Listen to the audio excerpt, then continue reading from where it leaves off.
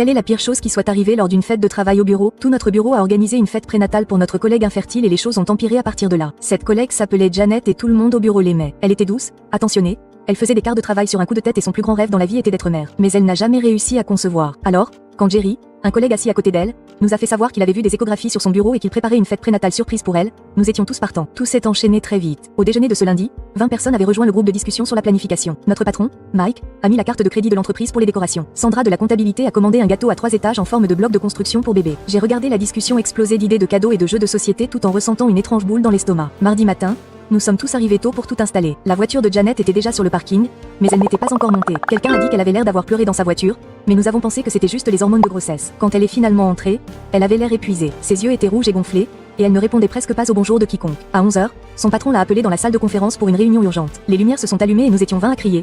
Surprise, félicitations, maman. Pendant que les canons à confetti explosaient, Janet s'est